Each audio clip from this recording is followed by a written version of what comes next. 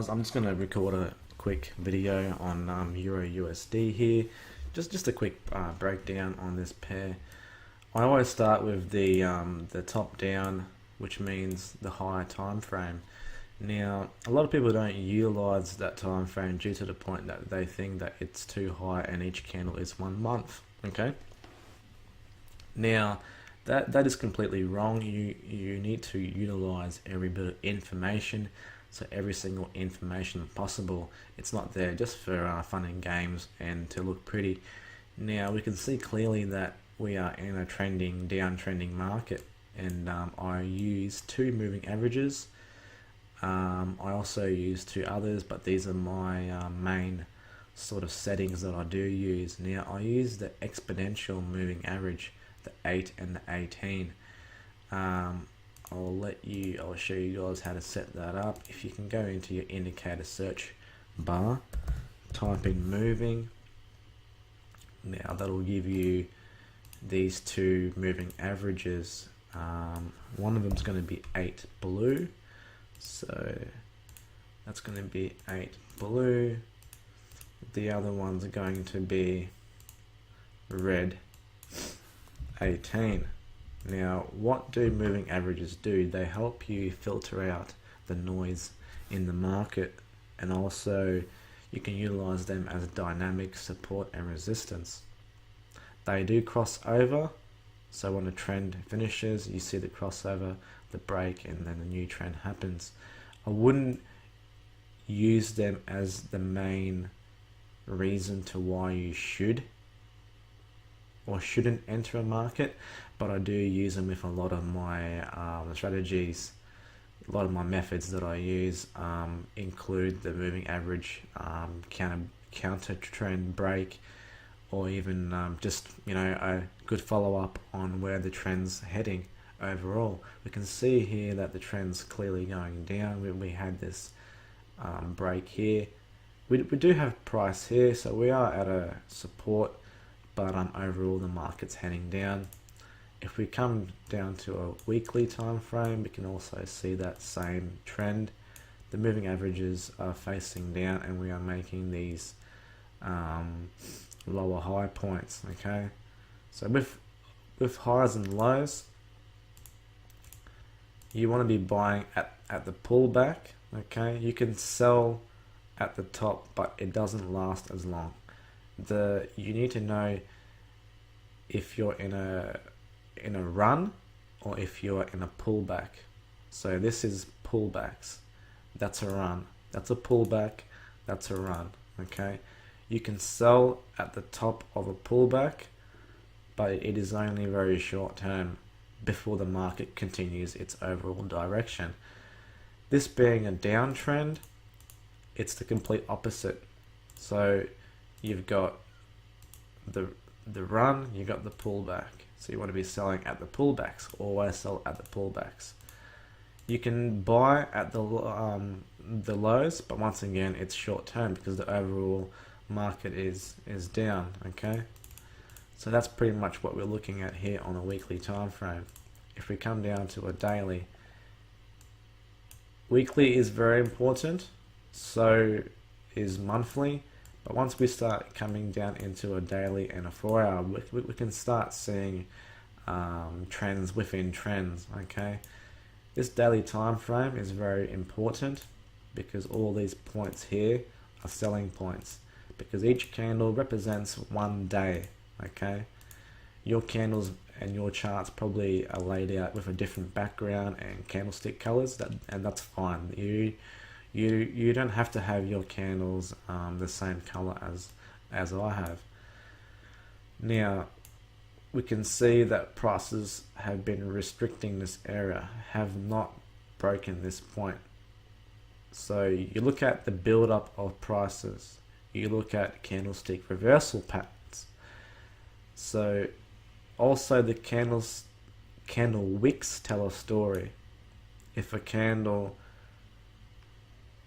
wick is long, it means every candle wick represents a movement in the market that is a rejection. So candle wicks are rejections.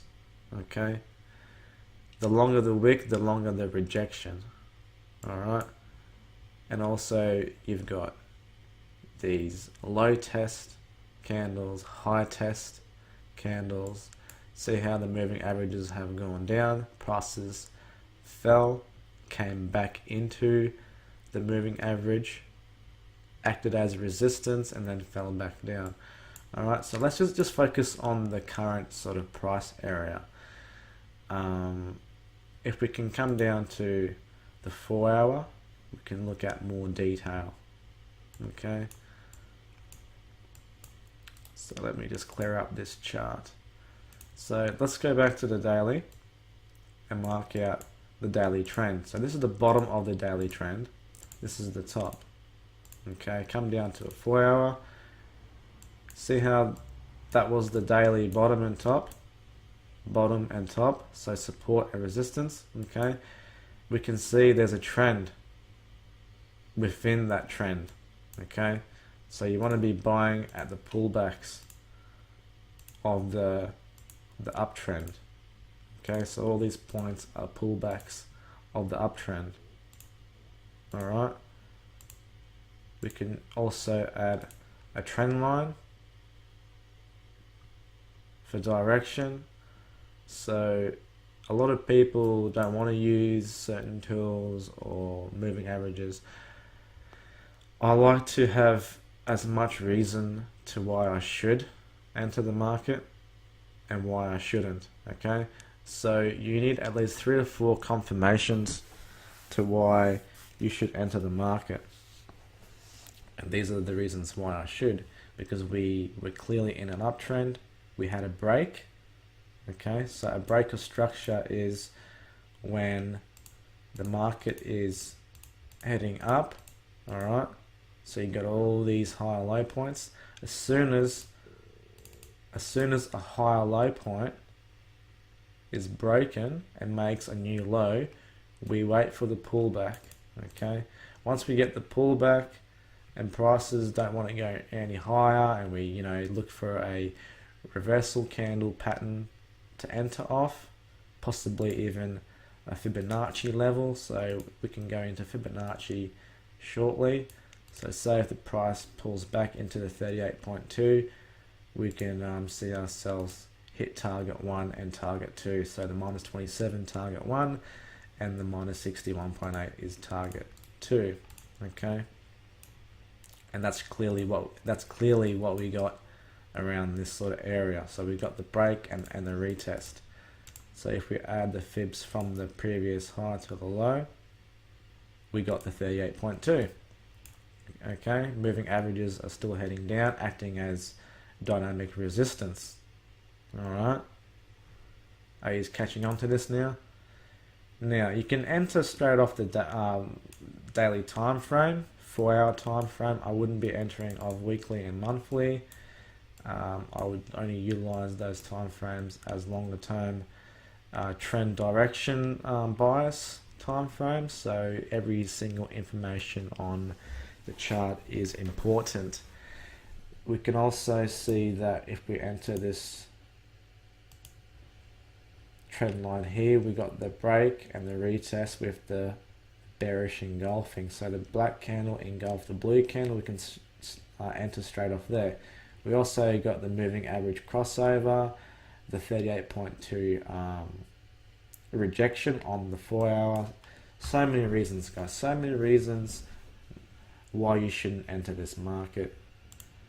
We can enter the market straight off that reversal candle, stop loss above the highs, or at the 61.8, target 1, the minus 27, and target 2, the 61.8. Now the first target is 110.5 pips with a stop loss of 35.6. Okay, now with risk management, because I trade with $2,000 per week, you don't want to risk more than 5%. So you calculate that with your overall base capital, which is 2 grand, divided by 100, which is 1%. Okay, You don't want to risk more than 5%, so you times that by 5, which is $100. So you're risking $100, okay, which is 35 pips stop loss. So you divide it by your risk with your stop loss. So our stop loss is 35.6. So 35.6 equals your lot size that you should be using to enter this trade. Okay, and our lot size that we should be using is $2.80. Okay, and how that looks like on MT4 would be 0.28. all right, so you got your cents, your dollars, and then your $10. Okay, so dollar, cents, and then $10. When I trade the market at the beginning, I don't use standard lots. So when I do use standard lots, it looks like this. All right, 2.00, which is $20, and pretty much. So I use $20 per pip times 110.5 target. That's 2,210. So now, if you're wondering why I make certain amount of money in a short period of time, is because I gain all this information, find the reasons to why I should enter. I look down from the top down, and I scale in. I break down, I dissect every time frame and every little bit of information, and I find the proper entry point to enter on a lower time frame. Could be, you can enter off a daily if there's a massive good resistance area to sell and there's a reversal pattern on a daily. Yeah, fine, but your stop loss is going to be a lot wider than it would be on a lower time frame. So I would be dissecting all the time frames till you get to the 1 hour. I wouldn't be dissecting anymore. I would stop at the 1 hour and start looking for entries. You can even look for closer entries on a 30 and 15 minute, but being new traders, I would, be focusing only till no lower than a 1 hour time frame. So yeah, that would be my sort of profit based capital times 2,000 original capital, and then I've just pretty much flipped my account to 4,210 in several hours. Hang on, $2,000, $2,000 in 3 days. Yeah, $2,000 in 3 or 4 days of just pretty much doing what I just shown you guys. Okay. And that's all there is to it. Alright, so I hope you guys like this video, and I understand what you should be looking at.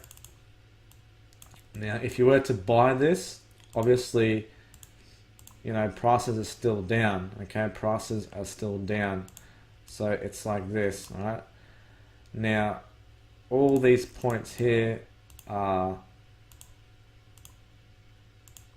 lower highs because each low is lower, each high is lower than the previous high. Okay, so if we wanted to buy this market, okay, we would need to wait till price breaks above, comes back down for that retest, which would be a new higher high. We would wait for the new higher low, and then we could base our entries, buy entries off that. So if we were to buy that market, we could buy here, stop loss below the lows, and then target up here. You can also add a Fibonacci to that, and look at that. It's respected the 61.8 and then hit the target with a target of 71.2 pips and a risk of 34.8. So yes, that's the only time that I would be looking at any sort of buys until you see a break of previous structure, and same goes with a sell. Okay, so you want to see the break of the previous structure, the pullback, and then you got the sell. And if you guys are looking for buys, there is no buys in the market till the market breaks previous structure. Alright, thanks guys, and I will upload this video into the group. Keep it simple guys, don't overdo it, don't look into too much information, and I will bring out one-on-one mentoring. So this is, only a basic brief lesson for you guys, but I'm sure this would have helped you a lot. Just this short video would have helped you a lot. That's, if any of my information is helping you, it makes me happy. All right, thanks.